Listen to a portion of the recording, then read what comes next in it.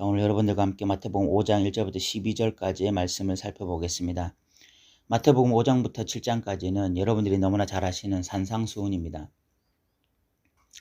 마태는 예수님의 설교를 5가지의 주제로 편집을 해서 기록해왔습니다. 그 중에 마태복음 5장부터 7장까지가 첫 번째 주제인데 이 주제의 내용은 바로 하나님 나라입니다. 우리가 이 5장부터 7장까지의 내용을 살펴보면 왜 주제가 하나님 나라인지가 분명하게 드러나게 됩니다. 먼저 1절에 보시면 예수께서 무리를 보시고 산에 올라가 앉으시니 제자들이 나왔다, 이런 표현이 기록되어 있습니다. 이 산에서 설교하실 때에 많은 무리가 따랐습니다. 엄청나게 많은 무리가 따랐는데, 그런데 예수님이 설교하실 때에 제자들이 나왔다, 이런 표현을 쓰고 있습니다. 설교는 모든 무리가 들었습니다. 예수님의 이 설교를 제자들뿐만이 아니라 무리들도 들었어요. 그런데 굳이 이 제자들이 나왔다, 이 표현을 통해서 모든 대상이, 모든 무리가 예수님의 설교를 들을 수 있었지만, 그러나 이 설교의 주인공은 제자들이다라는 것을 표현하고 있는 것입니다. 설교는 누구라도 들을 수 있다. 하나님 나라 복음은 누구라도 접할 수 있다. 그러나 이 복음에 반응하고 이 복음을 소화하고 이 복음을 자기 것으로 만들 수 있는 유일한 대상은 바로 제자들이다. 이것을 표현하고 있는 것입니다. 오늘날도 마찬가지라고 생각합니다. 이 하나님 나라 복음, 이 복음이 선포되어질 때에 누군가는 길가에 떨어진 밭이 되어지고 누군가는 돌밭, 누군가는 가시밭이 되어지지만 어떤 이 하나님의 제자들에게만 이 밭은 옥토가 됩니다. 그래서 하나님 나라 복음이 선포되었을 때에 결실하고 열매 맺게 되는 것입니다. 이제 3절부터 10절까지는 여러분들이 너무나 잘 아시는 8복이 기록되어 있습니다. 8개의 복이죠. 이 복이 있다라는 표현이 계속 복이 있나니 이렇게 반복되어지고 있는데, 이 복이라는 헬라어가 마카리오스라는 단어인데, 이 마카리오스, 이 단어의 뜻은 복되다라는 뜻도 있지만 행복하다라는 뜻도 있습니다. 이런 상태이기 때문에 행복하다. 이 8가지의 상태, 이 상태이기 때문에 나는 행복하다 라고 말할 수 있는 사람들은 유일하게 제자입니다. 무리들은 이런 상태가 되면 불행해집니다. 절망에 빠집니다. 낙심하게 됩니다. 실질적으로 인간적으로 봤을 때 심령이 가난하거나 애통하거나 온유하거나 의에 줄이고 목마르거나 이런 상태가 되면 무리들은 낙심하고 절망하는 것이지 이런 상태가 행복한 상태일 수가 없어요. 이런 상태가 행복하다고 말할 수 있는 유일한 사람들, 그 사람들은 하나님 나라의 제자들인 것입니다. 예수님이 나를 따라오라 라고 말씀하셨을 때 배와 그물을 버려두고 부친을 버려두고 예수님을 쫓을 수 있는 유일한 대상, 그 사람들은 제자밖에 없는 것입니다. 이 8가지의 복에 대해서 우리가 간단하게 살펴보면 3절에 심령이 가난한 자는 복이 있나니 천국이 그들의 것이다. 여기서 심령이 가난하다, 이 가난하다라는 단어는요, 상대적 빈곤을 의미하는 것이 아니라 절대적인 빈곤을 의미하는 것입니다. 한국 사람들 중에 하루하루 먹을 수 있는 상태가 되어도 집이 없을 때, 차가 없을 때 가난하다고 느낄 수 있잖아요. 그런데 아프리카에 가면 150만 원의 수입을 가지는 사람은 부유한 사람이지 가난한 사람이 아닙니다. 하루하루 먹을 것 걱정하지 않고 그렇게 살아갈 수 있는 사람들은 부유한 사람이지 가난한 사람이 아니에요. 아프리카 사람들에 비해서 한국 사람들이 훨씬 부유하지만 그러나 상대적으로 가난한 거죠. 한국에서 차도 없고 집도 없고 남들 누리는 거 누리지 못할 때 상대적으로 가난한 것이지 그런 것은 절대적으로 가난한 게 아닙니다. 그런데 여기서 지금 가난하다라는 것은 절대적 가난, 남들의 도움이 없이는 살아갈 수 없는 상태를 의미합니다. 심령이 이렇게 절대적으로 가난해서 하나님 없이는 살 수가 없습니다. 하나님의 능력이 없이는 살 수가 없습니다. 이렇게 고백하는 자들, 심령 속에서 진심으로 이런 고백이 나오는 자는 행복하다. 그 이유가 무엇이냐? 천국이 그들의 것이기 때문에, 하나님 나라가 그들의 것이기 때문이다 라고 고백하고 있습니다. 두 번째, 애통하는 자는 복이 있나니 그들이 위로를 받을 것이다 라고 말을 하고 있습니다. 여기서 애통이라고 하는 것, 이 심각한 슬픔에 빠지는 것, 이것은 하나님의 백성이기 때문에, 하나님의 백성으로서 학대받고 또 고통받는 상태를 의미하는 것입니다. 하나님의 백성이 아니었으면 당하지 않아도 되는 애통입니다. 그냥 세상적으로 무언가가 잘 되지 않거나 질병이 찾아오거나 이런 것 때문에 애통하는 애통이 아닙니다. 하나님의 백성이기 때문에 당하는 고통, 학대, 이런 것으로 인한 애통입니다. 이런 애통이 있는 자들은 행복하다. 그 이유는 하나님의 위로가 있기 때문에. 역설적이죠. 애통과 유사한 표현은 절망, 낙심, 불평 이런 거 아니겠습니까? 그런데 애통하는 자가 그 결과가 무엇이냐? 위로라는 것입니다. 세상이 줄 수도 없고 알 수도 없는 위로. 하늘로부터 내려오는 위로. 하나님이 주시는 위로, 그 위로를 받게 되는 자들이 하나님을 믿기 때문에 겪는 여러 가지 어려움들을 경험하고 있는 자들. 바로 그런 자들이 행복하다. 세 번째, 온유한 자는 복이 있나니 그들이 땅을 기업으로 받을 것이다. 여기서 지금 온유하다라는 것이 무엇을 의미하는가 하면, 다른 사람들은 전부 다 전투적으로 살아갑니다. 남의 것을 빼앗기 위해서 살아갑니다. 남의 것을 착취하면서 살아갑니다. 그런데 여기서 온유하다는 것은 그런 것을 하지 않는 것을 의미하는 것입니다. 남들이 나의 것을 착취하고 빼앗고 강제적으로, 남들이 나를 속이고 그런 상태를 알면서도 속아주고 당해주는 것을 의미하는 것입니다. 하나님의 백성이기 때문에. 그래서 실질적으로 빼앗겨버리는 상태를 의미하는 것입니다. 그런데도 참고 있는 사람들을 의미하는 것입니다. 그런 사람들이 행복하다. 왜냐하면 땅을 기업으로 받을 것이기 때문에. 이건 역시 역설 아닙니까? 남에게 빼앗기는 사람인데, 남에게 당하는 사람인데 오히려 땅을 기업으로 차지한대요. 실질적으로 땅을 기업으로 차지하려면 착취를 해야 됩니다. 남을 속여야 됩니다.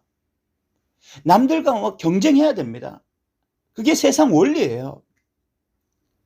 그런데 하나님의 백성으로서, 하나님의 백성이기 때문에 오히려 당해주고 착취를 당해주고 오히려 빼앗겨주는데, 아이러니하게도 땅을 기업으로 차지하게 되어진다. 나의 능력으로가 아니라 하나님의 능력으로 이렇게 되어지는 거죠. 그리고 의에 줄이고 목마른 자는 복이 있나니 그들이 배부를 것이다. 마태복음에서 의라고 하는 개념은 너무너무 중요한 개념입니다. 마태복음에서 의라는 개념은요, 관계적 개념입니다. 하나님과의 관계가 회복되어지는 것, 하나님과의 관계가 친밀해지는 것을 의미합니다.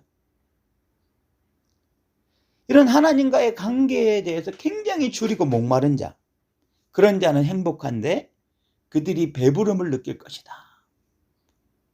하나님 안에서 충분히 보살핌을 누리고 하나님 안에서 하나님이 아버지가 되시고 그들이 하나님의 자녀가 되는 이 복을 충분히 누릴 것이다 라고 말을 하고 있습니다. 또 긍휼히 여기는 자는 복이 있나니 그들이 긍휼히 여김을 받을 것이다 라고 말하고 있습니다. 여기서 긍휼이라고 하는 것은 자비를 의미합니다. 다른 사람들을 자비롭게 대하는 자, 그런 자들은 자비를 얻을 것이다 라고 말을 하고 있습니다. 우리가 이 말씀을 봐서 내가 자비를 행해야 자비를 받는구나 라고 생각하지만, 우리가 마태복음 전체적으로 살펴보면 예수님은 1만 달란트 빚진 자 비유를 하셨습니다. 1만 달란트 빚진 자는요, 자기에게 600 데나리온 빚진 자를 용서할 수가 있습니다. 왜냐하면 1만 달란트 탕감을 받았기 때문입니다. 우리는 이 7절 말씀을 그런 관점에서 해석해야 돼요. 내가 지금 긍휼히 여길 수 있는 이유, 자비를 베풀 수 있는 이유는 내가 먼저 1만 달란트 탕감을 받았기 때문에. 제자들은요, 그것을 깨달은 자들입니다. 내가 하나님의 용서를 받았다. 하나님이 나를 사랑해 주셨다. 1만 달란트를 용서해 주셨다. 그러면 내가 600데나리온 빚진 자, 나에게 600데나리온 빚진 자를 왜 용서하지 못하겠는가? 그렇게 긍휼을 베푸는 자에게 하나님은 또다시 긍휼이라고 하는 은혜를 베풀어 주신다. 그리고 여기서 마음이 청결한 자는 복이 있나니 하나님을 볼 것이다. 여기서 마음이 청결하다. 이것의 의미는 절대적 충성을 의미합니다. 다른 데로 눈을 돌리지 아니하고 오직 하나님께 충성된 자, 그 자를 의미하는 거야. 그런 자는 행복하다. 왜냐하면 하나님을 본다. 현대인들에게 가장 약한 개념 중에 하나가 충성입니다. 마음이 얼마나 수시로 바뀌는지 몰라요. 어제 좋았던 사람이 오늘 미움의 대상이 되고, 어제 칭찬했던 사람을 오늘은 욕하는 세대가 이 시대입니다. 한결같은 마음으로 사람을 바라보지도 못하고 어떤 대상을 지지하지도 못하고 의지하지도 못하고 그런 시대입니다. 그런데 하나님을 향해서 한결같은 마음을 가지고 절대적 충성심을 가지고 어떤 상황이 발생하든 어떤 일이 벌어지든 하나님을 신뢰하고 의지하는 자, 그 자는 행복하다. 왜냐하면 그런 자는 날마다 하나님을 보면서 날마다 하나님을 만나면서 살기 때문이다 라고 말을 하는 것입니다. 그리고 화평하게 하는 자는 복이 있나니 그들이 하나님의 아들이라 일컬음을 받을 것이다. 여기서 화평하게 하는 자라는 말은요, 피스메이커를 말합니다. 평화를 만드는 자라는 의미입니다. 하나님의 백성, 하나님의 제자는 평화를 그냥 유지하는 것뿐만이 아니라 그 자리에 가면 그 사람으로 인해서 평화를 만들어내는 자입니다. 분쟁하고 다투던 곳에 하나님의 제자가 가면 관계가 회복되어지고 오히려 평화가 이루어지는, 그것을 말하는 것입니다. 그리고 의를 위하여 박해를 받는 자는 복이 있나니 천국이 그들의 것이다. 하나님의 관계를 위해서라면 기꺼이 세상 속에서 박해를 받습니다. 멸시를 받습니다. 그런 자는 행복한데, 왜냐하면 천국이 그들의 것이기 때문에. 실질적으로 제자들은 이렇게 살았습니다. 사도행전 5장 41절부터 42절에 보면, 이 41절에 보면 사도들은 그 이름을 위하여 능욕받는 일에 합당한 자로 여기심을 기뻐하면서 공회 앞을 나갔다. 그들은 그 예루살렘 공의에 의해서 학대를 받고 멸시를 받았을 때에 그 이름을 위하여 능욕받는 일에 합당한 자로 여기심을 기뻐했다고 말을 합니다. 박해를 받을 때에 오히려 나는 행복하다. 왜냐하면 이것이 내가 제자인 것을 드러낸다라고 제자들은 생각했기 때문입니다. 우리는 이 팔복에 대해서 간단하게 살펴봤는데, 첫 번째 복, 심령이 가난한 자는 복이 있나니 천국에 그들의 것이다. 마지막 팔복, 의를 위하여 박해를 받는 자는 복이 있나니 천국이 그들의 것이다. 천국이 그들의 것이다로 인클루지오, 수미 쌍강 구조를 이루고 있습니다. 결국 이 팔복이 지향하는 것이 하나님 나라다 라는 것을 의미하는 것입니다. 마태복음에서 천국은 하나님 나라를 의미하죠. 하나님 나라로 수미 쌍방 구조를 이루고 있는 것입니다. 결국 이 8가지의 복은 하나님 나라 백성들, 하나님 나라 제자들이 누리는 복을 의미하는 것입니다. 11절, 12절은 이 팔복에 대한 어떤 서브젝트입니다. 나로 말미암아 너희를 욕하고 박해하고 거짓으로 너희를 거슬러 모든 악한 말을 할 때는 너희에게 복이 있다. 기뻐하고 즐거워하라. 하늘에서 너희의 상이 큼이라. 너희 전에 있던 선지자들도 이같이 박해하였다.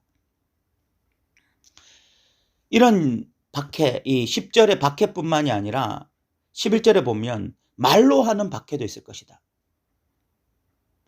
예수 믿는 자들을 향해서 끊임없이 말로 저주하고 말로 비난하고 이런 일들을 경험할 수 있다. 하나님 나라 백성들은. 그러나 기뻐하고 즐거워하라. 왜 그렇습니까? 너희들이 선지자 수준이 된 것이다.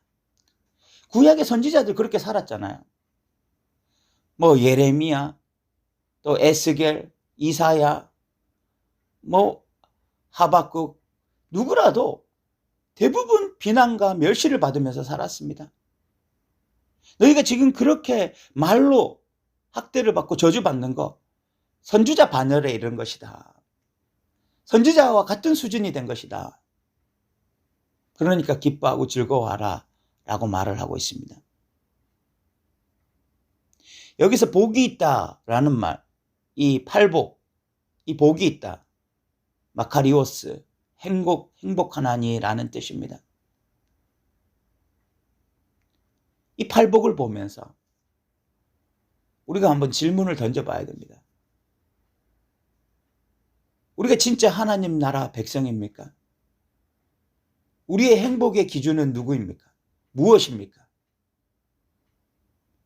우리의 행복의 기준은 혹시 이 제자들이 느끼는 행복의 기준이 아니라 무리가 느끼고 있는 행복의 기준은 아닙니까? 무리들은요, 심령이 가난한 자면 불행해집니다. 애통하면 불행해져요. 온유하면 불행해집니다. 남들이 내 것 빼앗고 있으면 불행해지는 게 무리들이에요. 의에 줄이고 목마르고 있으면 불행해집니다. 긍휼히 여기면 불행해져요. 남들이 나를 학대할 때 나도 학대해야 속이 편한 것이 무리지. 남들이 나를 학대하고 저주할 때 내가 긍휼히 여기면 불행해져요. 우울에 빠집니다. 공황장애가 와요. 마음이 청결하면요, 불행해집니다. 무리들은 그렇습니다. 우리는 어떻습니까? 한번 우리 스스로를 질문해 봐야 됩니다. 우리는 진짜 무리인지 제자인지, 우리는 이 말씀을 내 것으로 받아들이고, 그리고 이 말씀을 소화하고, 이 말씀으로 열매 맺고 있는 자들인지, 정말 옥토인지 한번 생각해 봐야 돼요. 그렇게 되길 소망합니다. 우리가 무리가 아니라 예수님의 제자이길 소망합니다. 예수님의 제자로서 우리의 남은 인생을 살아가길 소망합니다. 정말 우리의 입에서 애통하기 때문에 하나님으로 인해서 다른 사람들에게 학대와 고통을 받을 때 오히려 우리의 입에서 마카리오스, 행복합니다. 왜냐하면 하나님의 위로를 경험하기 때문에. 세상의 박해와 세상의 멸시 속에서 오히려 하나님의 지성소 안으로 들어가 하나님이 주시는 위로를 받기 때문에 나는 행복합니다. 기도할 때에, 찬양할 때, 예배할 때에 오히려 세상이 알 수도 줄 수도 없는 평화를 경험하니 행복합니다. 이렇게 고백하는 믿음의 사람들이 되었으면 좋겠습니다. 오늘도 들어주셔서 감사합니다.